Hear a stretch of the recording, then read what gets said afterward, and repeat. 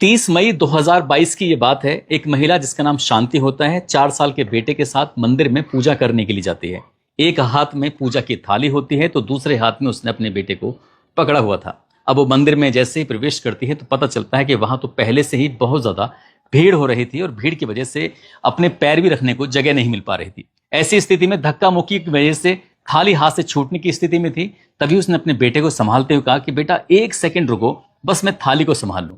जैसे ही उसने अपने बेटे को रोकने की कोशिश की, उसका हाथ छोड़ा और उसने थाली को संभाला। थाली को संभालने के चक्कर में बेटा छूट जाता है। छूट के वो थोड़ा दूर चला जाता है। वो भीड़ का हिस्सा ऐसा बनता है कि माँ अपने बेटे को फिर ढूंढ ही नहीं पाई। हालांकि उसने उस मंदिर में काफी कोशिश की ताकि आवाज लगाई, लेकिन उसकी आवाजें जो थी वो बेटे तक पहुंच ही नहीं पा रही थी। ये चीखों को सुनने के बाद, ये चीख पुकार जो होती है, तो आसपास के जो लोग होते हैं, मंदिर में जो आए श्रद्धालु होते हैं, वो भी अपनी तरफ से कोशिश करते हैं। पुलिस को भी सूचना दी जाती है, पुलिस भी मौके पर आती है, पुलिस भी तमाम कोशिशें करती है, प्रयास करती है, लेकिन वो बेटा नहीं मिल पाता। वैसी स्थिति में माँ अपने बेटे को ढूंढने के लिए वहां आसपास की जो गलियां थी वहां भी जाती है। गलियों के साथ साथ बस स्टैंड पहुंचती है, रेलवे स्टेशन पहुंचती है। ऐसी कोई जगह नहीं थी जहां माँ ने अपने बेटे को तलाश करने की कोशिश ना की हो। लेकिन बेटे का जब कहीं अता पता नहीं चल जाता है तो माँ बहुत ज्यादा मायूस हो जाती है। मायूस होने के बाद अपने घर वापस लौट जाती है। लेकिन धीरे धीरे करके वक्त बीत रहा था, महीने महीने, फिर उसके बाद साल बीतने लगते हैं और यह होते होते वक्त लगभग 4 साल का समय हो जाता है। 4 साल के बाद पुलिस का फोन पहुंचता है कि तुम्हारा बेटा मिल गया है। जैसे ही माँ को यह खबर मिलती है, माँ एकदम रोने लगती है। उसे लगता है जैसे कोई चमत्कार हो गया है, जैसे कि देवी ने उसकी प्रार्थना को सुन लिया है। जैसे ही वो महिला अपने बेटे को अपनी आंखों के सामने देखती है, सचमुच उसका बेटा उसकी तरफ दौड़ के जरूर आता है, लेकिन वो अपनी माँ के पास नहीं आता। माँ के पास से पहले ही रुक जाता है, क्योंकि उसको बताया गया था कि तुम्हारी माँ फला जगह इंतजार कर रही है। जब वो माँ के पास पहुंचता तो कहता कि ये तो मेरी माँ है ही नहीं। बस इतना था। माँ ने हालांकि वो पुराने फोटो भी दिखाए, बचपन की कुछ फोटोग्राफ दिखाने के बाद उस बच्चे से कहा कि तुम ही मेरे बेटे हो, लेकिन वो बेटा एकदम से सुनने को तैयार नहीं था। पुलिस ने जो इस घटनाक्रम में काम किया है, आप पुलिस की तारीफ करते करते नहीं थकेंगे। वाकई ये कहानी नहीं बल्कि कोई चमत्कार जैसी कहानी है। आपको सुनने के बाद आप लोग भी सोचने पर मजबूर हो जाएंगे कि अगर प्रभु भगवान ईश्वर अल्लाह अगर इच्छा है तो क्या कुछ नहीं हो सकता। आदाब, नमस्कार, सत श्री अकाल। मैं उस्मान सैफी। 16 मई 2026 की ये बात है। सुबह के लगभग 9:45 के आसपास का वक्त हो रहा था। एक महिला जिसका नाम नेहा कुमारी होता है, नेहा कुमारी अपने 4 साल के बेटे जिसका नाम आद्विक होता है, आद्विक के साथ उसके जो पति होता है जिसका नाम सुधीर कुमार होता है, इसके साथ बिहार प्रदेश के जिला औरंगाबाद का थाना लगता है ओबरा, और ओबरा में ही एक प्रसिद्ध ओबरा मंदिर है। और प्रसिद्ध ओबरा मंदिर में बट सावित्री की पूजा चल रही थी। वो भी महिला नेहा कुमारी अपने बेटे के साथ पूजा करने के लिए आई हुई थी। और जैसे पूजा करने के लिए मंदिर के अंदर प्रवेश करती है, थोड़ी भीड़ हो रही थी और भीड़ के अंदर ही उसका जो बेटा है 4 साल का आद्विक, वो कब आंखों से ओझल हो जाता है उसको पता ही नहीं चलता। उसने अपने बेटे को ढूंढने की तमाम कोशिशें की, तमाम प्रयास किए। मंदिर में जितने भी लोग थे सबसे बारी बारी से पूछ रहे थे कि क्या तुमने मेरे बेटे को देखा है। उसका फोटो भी दिखाया जाता है। फोटो दिखाने के बाद वहां से कोई राहत नहीं मिलती। इसी बीच में 112 नंबर पर पुलिस को फोन किया जाता है और जैसे पुलिस को फोन पहुंचता है, पुलिस भी मौके पर आ जाती है। मौके पर आने के बाद इस मंदिर में जितने भी आसपास के लोग थे सबसे पूछा जाता है। पूछताछ करने के बाद सीसीटीवी कैमरे देखे जाते हैं और जैसे सीसीटीवी कैमरे देखे जाते हैं तो उसमें पता चलता है कि नीले रंग की साड़ी पहनी हुई एक महिला है जिसकी उम्र लगभग 40 साल के आसपास रही होगी। वो आदित्य के अपने हाथ पकड़े हुए उसके साथ साथ आराम से मस्ती में जा रही है और वो बच्चा भी खिलखिलाता हुआ, खेलता हुआ उस महिला के साथ जा रहा था। अब पुलिस ने इस मामले को बहुत ही गंभीरता से लिया, एफआईआर दर्ज कर ली और एफआईआर दर्ज करने के बाद इसमें जो मगध रेंज के आईजी होते हैं जिनका नाम विकास वैभव होता है, उन्होंने एक एसआईटी का गठन कर दिया और एसआईटी का गठन करने के बाद कहा कि चाहे कुछ भी हो जाए, हर हाल में ये बच्चा मुझे चाहिए, चाहे कुछ भी हो जाए। इसके लिए 15 टीमों का गठन किया जाता है और जैसे 15 टीमों का गठन होता है तो 15 टीमों ने अब आसपास के इलाके के सीसीटीवी कैमरे खंगालना शुरू कर दिया। उस महिला को सीसीटीवी कैमरे की मदद से देखने की कोशिश की कि वो कहाँ जा रही है, कहाँ नहीं जा रही है। तभी जाते जाते इस महिला का जब सीसीटीवी कैमरे से पता कर रहे थे तो पता चलता है कि वो औरंगाबाद का जो रेलवे स्टेशन है उस रेलवे स्टेशन की तरफ जा रही है। अब रेलवे स्टेशन पर जो लगे हुए सीसीटीवी कैमरे थे उनकी मदद से कोशिश की जाती है तो पता चलता है कि वो महिला उस बच्चे को लेकर एक ट्रेन के अंदर बैठ गई है और जैसे वो ट्रेन के अंदर बैठी है तो वो ट्रेन जो जा रही है वो गया जी की तरफ जा रही है। गया जी, झारखंड, कोडरमा, मोमो, धनबाद, आसरसोल, इस रूट पर वो ट्रेन जा रही थी। जो 15 टीमें बनाई गई थी, हर टीम को भेजा जाता है, हर उस स्टेशन पर जहां पर वो ट्रेन रुकने वाली थी। अब हर स्टेशन जाया जाता है, हर सीसीटीवी कैमरे को खंगाला जाता है, तो पता चलता है कि औरंगाबाद के बाद लगभग 50-60 किलोमीटर के बाद गयाजी है, गयाजी रेलवे स्टेशन पर वो महिला दिखाई दे जाती है। और जैसे ही वो महिला दिखाई देती है तो उसके बाद इधर पुलिस वाले हैं, वो उस बच्चे को ढूंढ ही रहे थे, इधर वो महिला अपनी तरफ से कोशिश कर रही है। उसने एक फोटो छपवाया अपने बेटे का। फोटो छपवाने के बाद कभी रेलवे स्टेशन जा रही है तो कभी बस स्टॉप जा रही है। हर जगह जाने के बाद लोगों से कह रही है कि जो भी मेरे बेटे का पता बताएगा मैं उसको 2 लाख रुपए इनाम दूंगी, बस मेरा बेटा मुझे मिल जाना चाहिए। वो महिला अपने बेटे को ढूंढने की कोशिश कर रही थी, इधर पुलिस वाले कोशिश कर रहे थे, लेकिन पुलिस वालों ने भी हिम्मत नहीं हारी। पुलिस वालों ने सीसीटीवी कैमरे की मदद से आखिरकार उस महिला के पीछा करने की कोशिश की, तो गया रेलवे स्टेशन पर वो महिला उतर जाती है। उतरने के बाद दिखाई देती है कि वो एक ऑटो में बैठी है, और जैसे ही ऑटो में बैठी थी, इसी बीच में जितने भी ऑटो वाले थे उन ऑटो वालों को मौके पर बुलाया जाता है। उनसे कहा जाता है कि एक महिला है, इसका फोटो ये रहा, बच्चे के साथ इस तरह से दिखाई दे रही है, दरअसल हमें जानना यह है कि ये महिला गई है तो कहाँ गई है। तो वो ऑटो वाला भी आखिरकार पुलिस को मिल ही जाता है, और जैसे मिलता है तो एक डलहा जगह लगती है, डलहा थाना लगता है। तो डलहा थाने के पास उस महिला को उसने छोड़ा था, लेकिन अब डलहा थाने के आसपास तो बहुत बड़ा एरिया है, लेकिन फिर भी पुलिस ने हिम्मत नहीं हारी, अपने सोर्स डेवलप किए और उस इलाके के लोगों को फोटो दिखाया। फोटो दिखाने के बाद पुलिस ने कोशिश की कि आखिरकार ये महिला कहाँ है। तो कुछ ही दूर पर रोड पर जाकर वो महिला का एक एड्रेस मिलता है। एड्रेस क्या मिलता है, एक व्यक्ति देखता है, देखते ही कहता है कि ये तो रंजू देवी है, जो कि मास्टर जी की पत्नी है। मास्टर जी की पत्नी के बारे में जब कहा जाता है तब उन्हें थोड़ी तसल्ली होती है और उसका घर भी बता दिया जाता है। और जैसे ही जाकर पुलिस घर का दरवाजा खटखटाती है तो दरवाजा खटखटाने के बाद रंजू देवी ही बाहर निकल के आती है। अब रंजू देवी बाहर निकलती है तो पुलिस वाले उसको अपने कब्जे में ले लेते हैं, और कब्जे में लेने के बाद देखते क्या है कि घर के अंदर जो बालक है आद्विक, जिसकी उम्र 4 साल के आसपास है, वो घर के अंदर खेल रहा था। बस पुलिस ने जाकर उस बच्चे को भी गोद में ले लिया, और गोद में लेने के बाद पुलिस जब उस महिला को यहां से लेकर निकलने लगती है, यानी कि थाने लेके आने लगती है, तभी वो महिला को देखकर, एक बालक है जिसकी उम्र लगभग 8 साल के आसपास है, वो जोर जोर से रोने लगता है, चीखने लगता है और पुलिस वालों से लड़ने लगता है, झगड़ने लगता है। कहता है कि तुम मेरी माँ को कहाँ लेके जा रहे हो। वो कहते हैं कि तुम्हारी माँ। तभी पूछा जाता है ये बच्चा कौन है। वो महिला कहती है कि ये मेरा बेटा है जिसका नाम रोशन है।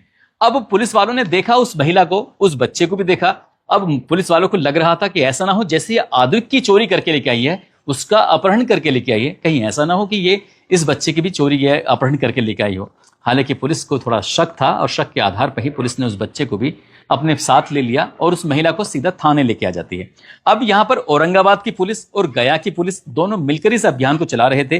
करीब करीब 15 टीमें इसमें लगी हुई थी। इसी बीच में उस महिला जो आद्विक होता है, उसके परिवार वालों को ये सूचना दी जाती है कि तुम्हारा बच्चा है वो मिल गया है। और जैसे ही परिवार को सूचना दी जाती है तो परिवार के लोग मौके पर आ जाते हैं और वो अपने बच्चे को लेकर यहाँ से चले जाते हैं। उस बच्चे का यहाँ से जाना था, उस बच्चे के जो पिता हैं सुधीर कुमार और जो उसकी माँ है नेहा, वो अपने बच्चे को तो ले जाती हैं, लेकिन पुलिस के लिए अभी भी एक सवाल बना हुआ था कि वो जो 8 साल का बालक है वो आखिरकार किसका है।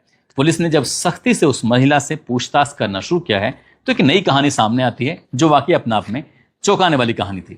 जब इस महिला ने बताना शुरू किया है तो पुलिस भी खुद हैरानी में पड़ जाती है। वो महिला बताती है कि 30 मई 2022 की ये बात है, वो मंदिर पर पूजा करने के लिए जाती है, और मंदिर पर जब पूजा करने के लिए गई हुई थी तो इसी बीच में 4 साल का एक बालक था जो अपनी माँ से बिछड़ जाता है। उस बच्चे को वो वहां से लेकर आ जाती है। पुलिस ने अब इसके बारे में पता करने की कोशिश की तो ओबरा थाने में 223/2022 आईपीसी की धारा 363 के तहत एफआईआर दर्ज हुई थी। पुलिस ने फिर पुराना रिकॉर्ड निकाला। पुराना रिकॉर्ड निकालने के बाद पता चलता है कि जिला अरवल का रहने वाला, थाना करपी लगता है, गांव लगता है कयाल, यहाँ का रहने वाला एक व्यक्ति होता है जिसका नाम अनूप पांडे होता है, और अनूप पांडे की पत्नी होती है सोनी उर्फ शांति। ये सोनी उर्फ शांति का बेटा था जो कि अब से 4 साल पहले वहां मंदिर से गायब हो गया था। अब इनके बारे में पता किया तो ये पता चलता है कि घटना के दौरान ये जो लोग रहते थे वो औरंगाबाद के कृष्णा पाठक इमामबाड़ा रोड पर रहते थे। इमामबाड़ा रोड पर जब पुलिस जाती है, वहां पता करने की कोशिश करती है कि शांति यहाँ पर है कि नहीं है, तो पता चलता है कि शांति तो यहाँ पर नहीं है। वो लोग खाने कमाने के लिए अपने उस जिले को छोड़कर सीधा दिल्ली में जाकर शिफ्ट हो जाते हैं। उनका नंबर निकलवाया जाता है, नंबर निकलवाने के बाद उनसे कांटेक्ट किया जाता है। पुलिस उनसे बताती है कि तुम्हारा जो बेटा 4 साल पहले गायब हो गया था, उसका अपहरण कर लिया गया था, वो मिल गया है।